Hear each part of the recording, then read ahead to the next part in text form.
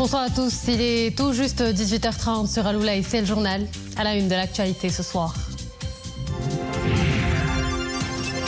À Riyad, en Arabie Saoudite, Sa Majesté le roi Mohammed VI est représenté au sommet arabo-islamique extraordinaire par le chef du gouvernement qui a prononcé une allocution devant les dirigeants participants avec un appel à la cessation urgente de l'escalade des violences au Proche-Orient et l'instauration d'une paix juste et durable dans la région. Ouverture de la COP29 à Bakou en Azerbaïdjan, un sommet planétaire qui met en avant l'urgence du financement climatique avec un but principal, mesurer les progrès réalisés en matière d'atténuation des changements climatiques et négocier les meilleurs moyens de lutter contre ce phénomène.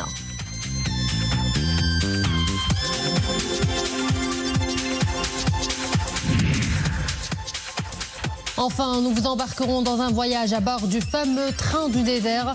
Cette ligne mythique de plus de 300 km qui relie Oujda à Bouarfa. Une véritable immersion au cœur des paysages des paysans de la région de l'Oriental.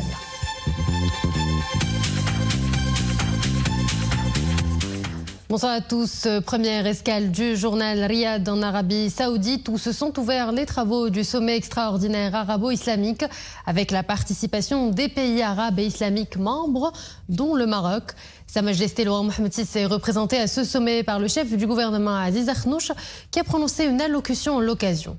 Dans cette allocution, Aziz Akhnouch a mis en avant les efforts du royaume dans la défense des droits légitimes du peuple palestinien et l'urgence de cesser les hostilités à Gaza et au Liban. Iman Ablou.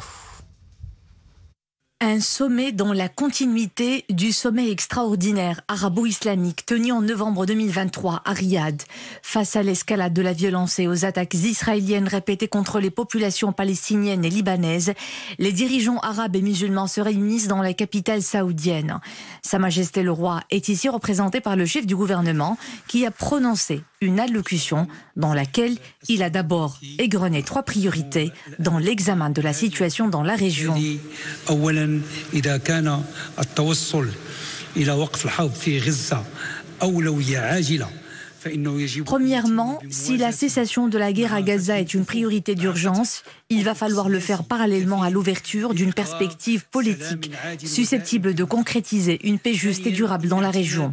Deuxièmement, la relance des négociations pour ressusciter le processus de paix entre les deux parties requiert de barrer la route aux extrémistes de quelque parti que ce soit. Troisièmement, l'instauration de la paix et la stabilité dans la région ne sera réelle que dans le cadre de la solution à 2 États où Gaza sera une partie intégrante des territoires palestiniens indépendants avec Al-Quds Est comme capitale.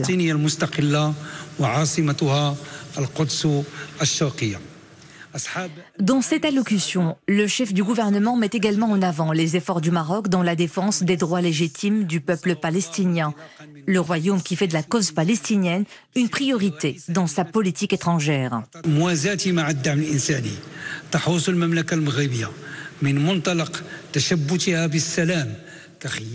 En parallèle avec le soutien humanitaire, le Royaume du Maroc s'attache à la paix comme une option stratégique au niveau des différentes instances internationales. La vraie paix au Proche-Orient devra garantir aux Palestiniens leurs droits légitimes dans le cadre de la solution à 2 États. Le Royaume condamne la décision de mettre fin aux actions de l'Office de secours des Nations Unies pour les réfugiés de Palestine. C'est une menace directe envers le peuple palestinien.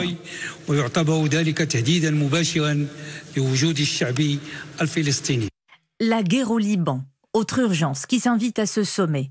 Là encore, le Maroc fait prévaloir la voie de la paix et des négociations. Le Royaume du Maroc se joint à l'ensemble des pays arabes et islamiques pour exprimer toute sa solidarité avec le Liban et préserver sa souveraineté sur l'ensemble de son territoire et appuyer ses institutions constitutionnelles dans l'exercice de leur pouvoir. Il s'agit également de renforcer l'unité nationale et la stabilité dans le pays. Ce sommet a été précédé de la réunion ministérielle préparatoire avec la participation des États membres et islamiques, dont le Maroc. Objectif, coordonner les positions entre les États membres en vue de parvenir à une paix juste et durable dans la région. Direction Bakou en Azerbaïdjan où le monde est au chevet de la planète. La COP29 s'ouvre ce lundi, une grand-messe du climat avec un seul grand objectif, fixer le montant de l'aide climatique des États développés pour les pays en développement pour qu'ils puissent réussir la transition énergétique. Retour à Iman Ablou. Le relais est passé au pays hôte de la COP29. L'Azerbaïdjan. Et comme les précédentes éditions, ce plus grand rassemblement planétaire sur le climat sera essentiellement axé sur l'accélération des efforts mondiaux pour atténuer et s'adapter au changement climatique, eu égard au besoin de permettre à l'ensemble des pays de réduire les émissions de gaz à effet de serre et de protéger les vies et les moyens de subsistance contre l'aggravation des effets du dérèglement climatique, notamment pour les communautés vulnérables. Colleagues, we are on the road to ruin. Le changement climatique n'est pas un défi du futur. On y est déjà. C'est une réalité que l'on vit tous les jours. Des millions de personnes souffrent à travers le monde à cause de l'impact de ces dérèglements. They are dying in the dark.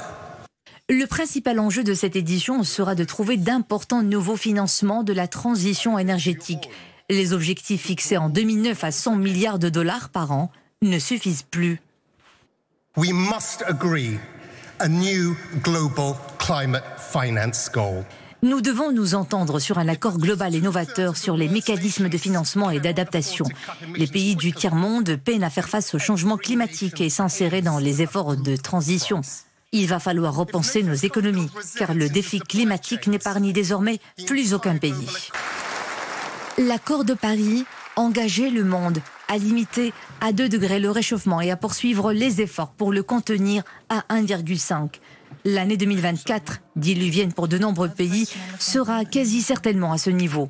Si cela se maintient sur le long terme, la limite climatique serait considérée comme atteinte.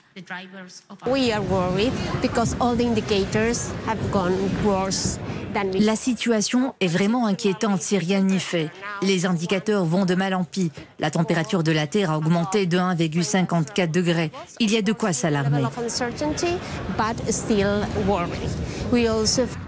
Pour renverser la vapeur, le marathon des négociations reprend. 2 semaines durant, les discussions s'articuleront autour de la définition d'un nouvel objectif pour le financement de l'action climatique. Une fois de plus, le bulletin de l'Organisation météorologique mondiale sur l'état du climat en 2024 sonne l'alerte maximale. 2024 est en passe de devenir l'année la plus chaude jamais observée. Et cela après une longue série de températures moyennes mensuelles exceptionnellement élevées à l'échelle du globe. L'affirmation a été publiée dans un rapport à l'occasion de l'ouverture de la COP29 à Bakou. La fonte des glaciers, l'élévation du niveau de la mer et le réchauffement des océans s'accélèrent, constate l'agence onusienne, soulignant que les conditions météorologiques extrêmes font des ravages dans les collectivités et les économies du monde entier. Direction les États-Unis après la Maison-Blanche. Les républicains s'adjugent le contrôle du Sénat, chambre haute du Congrès américain. Et ils semblent bien partis pour ravir à leurs rivaux démocrates la majorité à la Chambre des représentants. Les républicains se sont facilement offert le contrôle au Sénat avec une majorité assez confortable de 53 sièges contre 46 pour les démocrates. Et au niveau de la Chambre des représentants, les républicains devancent leurs adversaires avec 213 sièges, jusqu'à présent 202 pour les démocrates. Le Maroc parmi les leaders mondiaux de la cybersécurité selon l'Union internationale de télécommunications. Le Royaume est dans la catégorie la plus élevée avec un score de 97,5 sur 5. Sur 100, le Maroc est donc un modèle à suivre en matière de cybersécurité, un classement qui intervient en fonction de 5 indicateurs clés, juridiques, techniques, organisationnels, renforcement des capacités et coopération. Place à présent une escapade au cœur du désert et à bord d'un train, mais pas comme les autres. Le train mythique reliant Oujda à Bouerfa et que l'on nomme le train du désert. La ligne s'étend sur plus de 300 km et offre une véritable plongée visuelle saisissante au cœur du paysage désertique de la région de l'Oriental. On vous offre cette montée à bord en compagnie de Rachid Leitabi et Zakaria Moukinbillah.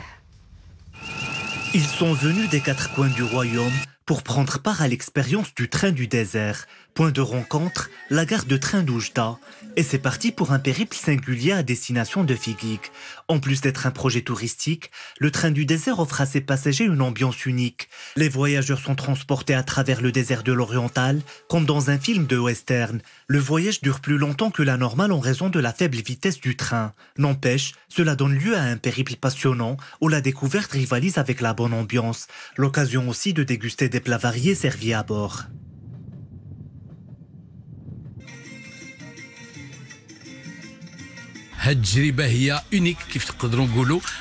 C'est une expérience unique. Beaucoup ne savaient pas qu'il y avait ce train du désert qui va d'Oujda à Bou Arfa. On découvre de très beaux paysages, désert, littoral et verdure.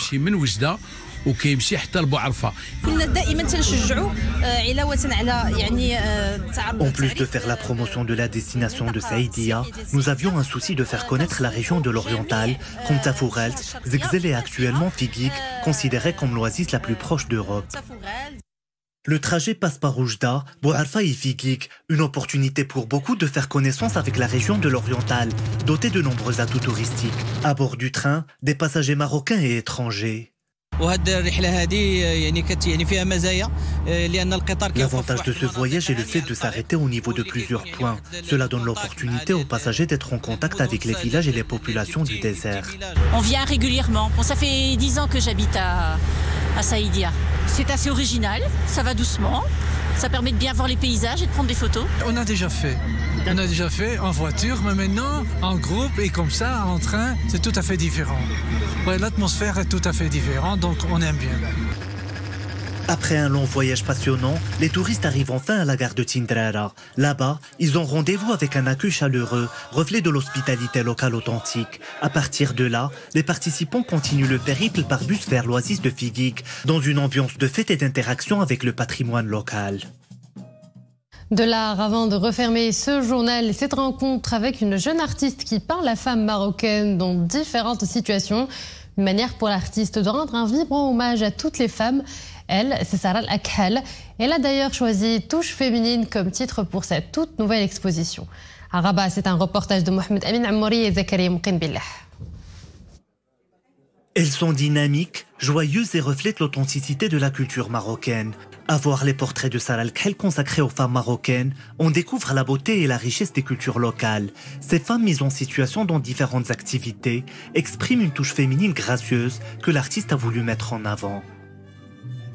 C'est un hommage à la femme marocaine pour la remercier pour son rôle dans l'incarnation et la préservation de notre identité culturelle. Grâce à la femme et à son attachement à notre identité culturelle, cette dernière persiste jusqu'à présent. L'artiste privilégie l'acrylique et fait appel à des matières brutes comme la laine ou le coton pour donner un effet 3D au tableau. Très commun entre les différents portraits, un regard optimiste et convivial sur la condition féminine.